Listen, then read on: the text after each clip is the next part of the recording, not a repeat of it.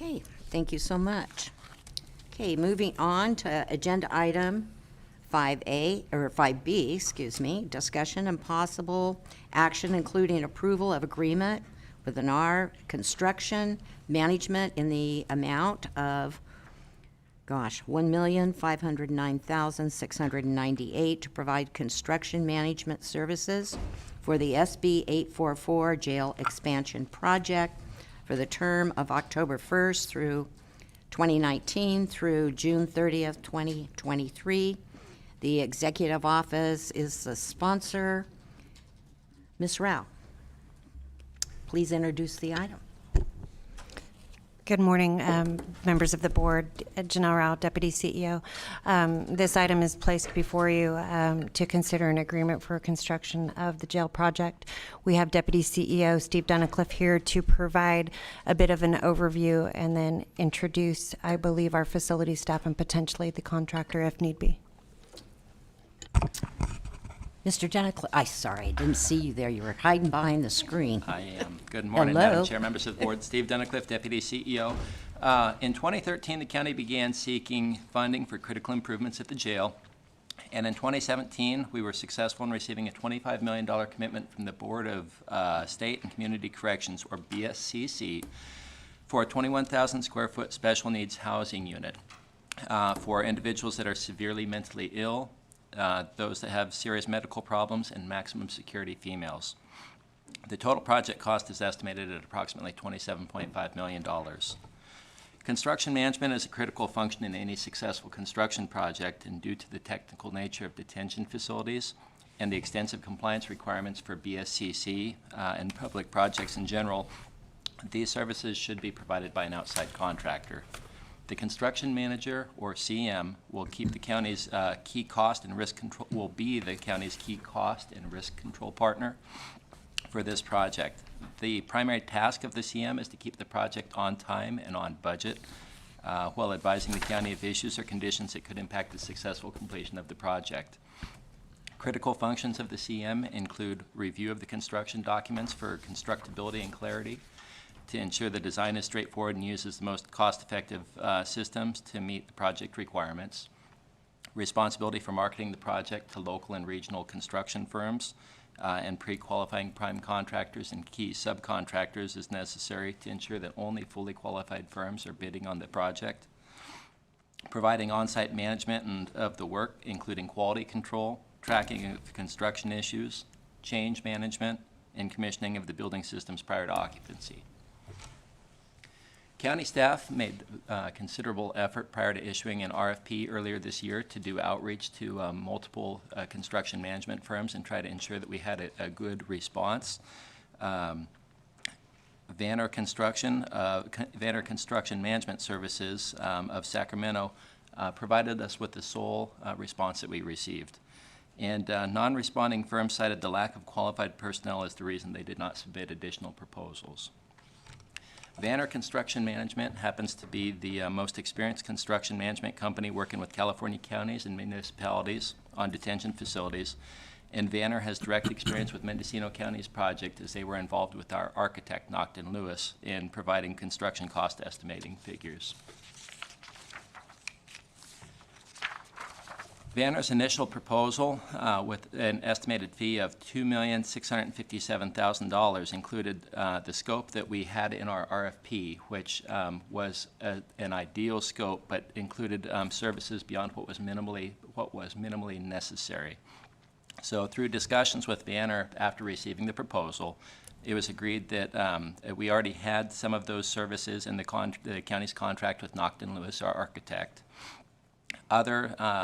Other costs were estimates for inspection and testing services that are not normally a part of construction management services, and more appropriate to be obtained as a separate contract with the testing and inspection firm after the construction drawings are more fully developed.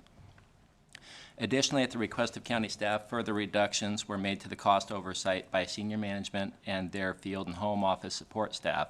And ultimately, these negotiations have resulted in the current proposal of $1,509,698 that county staff are recommending for award. This contract is structured as a time and materials contract with a fee not to exceed the contract price. As a result, the county will only pay for the actual cost of services provided to the county. The contract term is through June of 2023, which is approximately 6 months beyond the expected completion date of the project. Funding for the construction management contract will be from the jail expansion project budget, so the money's already been set aside. And that really concludes the presentation that I've got for you on this item. I wanted to make your board aware that in chambers with me today, we have the county's facility and fleet manager, Dan Mazzanti, our assistant facility manager, Doug Anderson, Captain Tim Pierce from the sheriff's office, and Deborah Marinozzi from Vanir Construction. So that concludes my remarks. Okay, thank you. Questions, comment, board members? Supervisor Williams? Yeah, I support the project because I am aware that if we slow down, it'll end up costing far more. Part of our ability to keep the current price is to avoid delays to the project. That said, I do have a concern that I hope will be addressed at some point. The building has no exterior insulation on the walls. It doesn't have solar. I know the sheriff started with this plan of solar, but I believe this board asked for reductions. And we know that solar on new construction is much more cost effective than a retrofits. And we're forming this Climate Action Advisory Committee. I think if we had them formed today, they would be screaming, how can you build a $27 million addition and not take energy into account? A $45,000 a year natural gas bill to heat a facility is really unacceptable. We need to be thinking about these energy and cost considerations up front. Further, I would add, I know there are staffing requirements that come with this. I don't see where in our budget for the coming years we're going to be able to fund that. We need a restructuring to facilitate staffing the new wing. And so I realize some of that is outside of the scope, but it's also part and parcel with new construction. We need to talk about the full picture. So I do support this. I don't want to see any delays, but I would like to see items come back to address the dependent items. Yeah, and there was quite a lot of discussion about all of that in the past before you came on the board. So I appreciate you bringing it up again. Supervisor Jurdy. Well, I also don't want to delay the project, but I've continued to get feedback from members of the public who are concerned about the building not having exterior insulation. It does have insulation in the ceiling, which of course is the most important insulation in a building, but to have a concrete building of that size with no exterior insulation, I think is a concern of members of the public. And so I would like to see some way in which that could be addressed as quickly as possible. Supervisor Haschek. Thank you, Madam Chair. I agree with what Supervisors Jurdy and Williams have said about the insulation and the need for solar. I don't want to see a delay in the project, but I think that we need to start thinking about what we can do as far as solar panels on the parking lots or whatever to offset some of the energy use that we're going to be seeing with this. Thank you. Supervisor McCowan. Thank you, Madam Chair. Well, I'm certain we've all heard the same concerns. We all share the same concerns, and yet to address them in any direct way right now would delay the project. I also think with regard to solar, it may be a better model to have solarized parking lots, so create structures that would provide shaded parking with the solar on top. That potentially has more benefits than solar on a rooftop, and potentially is more cost effective in terms of ongoing maintenance. But I think it's worth getting a response to both the solar and the insulation issues before we move forward. Thank you. Clerk, did you have comment? Oh, No, no comment. okay, I just saw the yellow pen out. Thank you. So Supervisor, we might ask staff or I was others. going to. Thank you. Thank you. County Council, did you have any comment? No. Okay. So Mr. if I Duncliffe. may, Madam Chair, Steve Duncliffe, Deputy CEO. So with insulation on the exterior of the building, there is exterior or insulation on the majority of the building. Where we don't currently have insulation is in the areas where the inmates have access to both sides of the wall. There's installation in the form of rigid panels, and we may have one of our facilities staff can come up and give a slightly better explanation. But there's rigid insulation panels applied to the exterior of the building, except in the carve-out areas where there's the yards where inmates are on both sides of the wall, and there is no insulation in those areas. With regard to the solar panels, it's absolutely been a desire of the sheriff. He's been very vocal in talking about solar panels. Staff have no objections to solar panels. I think that at this point they are not in the project simply because of cost. The other sort of parallel track item that is happening, as your board's aware, there was discussion with Aircon Energy, and your board was very clear in speaking with Aircon that you wanted to see a proposal come back with solar. The specific conversation at that time was at the Yokeo Center or some of the HHSA facilities.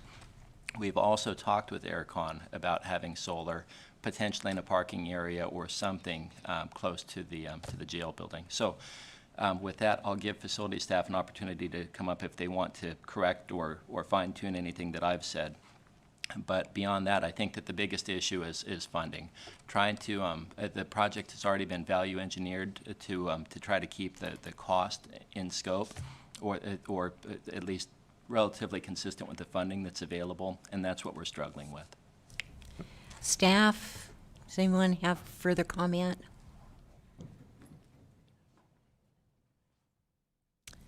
State your name for the record. This is Doug Anderson, Assistant Facility Manager. I'll just quickly address the issue of the exterior insulation, which was deleted from the last iteration of our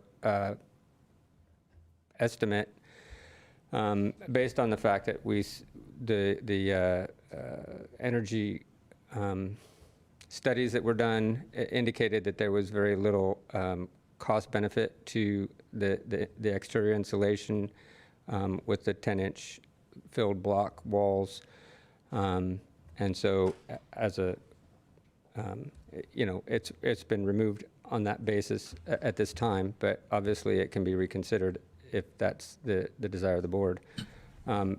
The issue of the solar panels was early on was not included in the actual building project due to the fact that solar panels on the roof of the structure was not permitted by the State Board of Corrections. So we will have to find other opportunities to get those solar panels somewhere else in the vicinity or on a different project.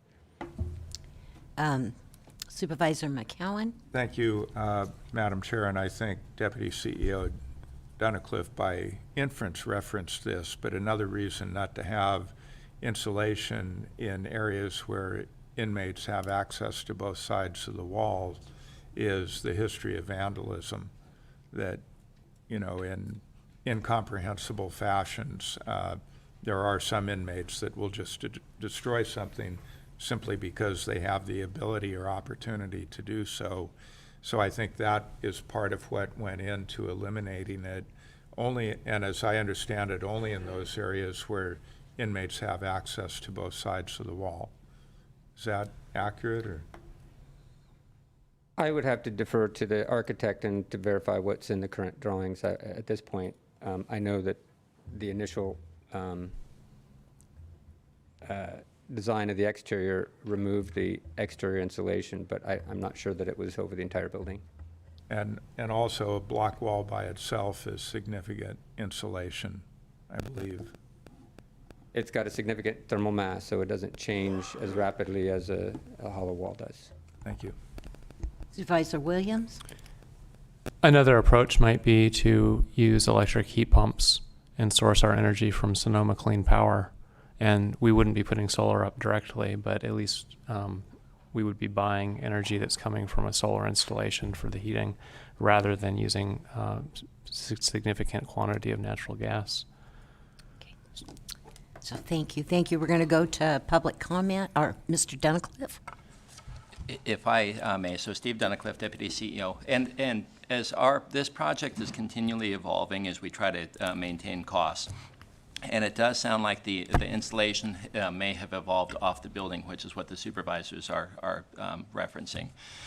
And so what I think that we would be able to do is come back with at least a rough number for your board to consider that would reflect additional costs necessary to provide additional insulation on the building, or some sort of an analysis indicating why it may or may not make sense to do so. So I think that it would be reasonable for us to provide you with additional information on this, on the installation specifically. The solar panels, I think, are less tied to the structure as opposed to potentially the project. Again, with additional cost in the parking lot or something like that.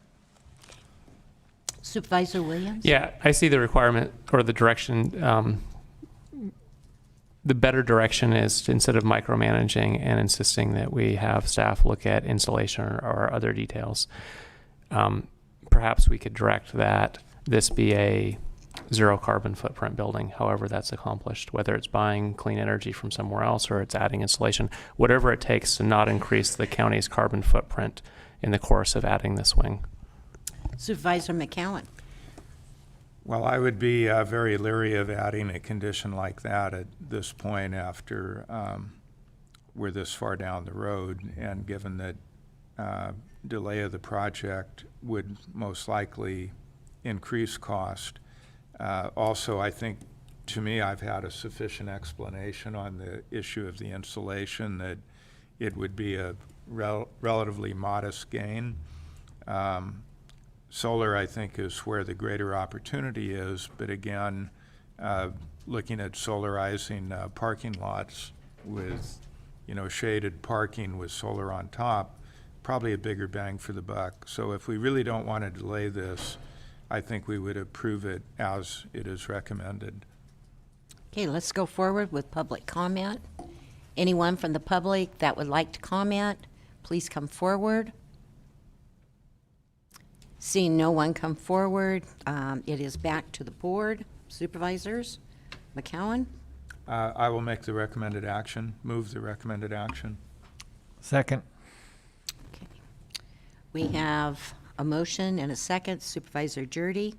Well, I want to support the motion, but I also want to see something in writing from staff about the R value of the concrete wall. And when I look at on the internet and I see a 10-inch concrete wall has an R value of only about 1, when an exterior, a residential home today has to have an R value of like 19 to 21, it doesn't lead me to think that it will be energy efficient without exterior insulation. So I would like to see an analysis of exterior insulation where the inmates won't have access to both sides of the wall. Okay. Supervisor McCowan? Well, I have no objection if staff wants to provide the information on the justification for not insulating particular areas of the building. Supervisor Williams? Supervisor McCowan, would you consider supplying energy for the heating and cooling from Sonoma Clean Power so that it's 100% renewable? This is not delaying the Okay. project. Hang on, just a sec. County Council, I think we're getting off. I think we're getting way off what is in front of this board to make a decision on. These are the directions that you can give. And also, I mean, there are so many timelines on this in terms of working with the state on this building. So, but all of these things are not part of what is the discussion here. It's pretty straightforward, so. Okay. So thank you very much for reining us back in. And we do have a motion. I think staff has heard the concerns of county supervisors. We may have more information coming back at a later time. As chair, I will check on that and watch the agendas as the opportunity comes forward to have updates and also information coming back. Okay, supervisors, we do have a motion and a second. Let's vote by the button. The motion carries unanimously.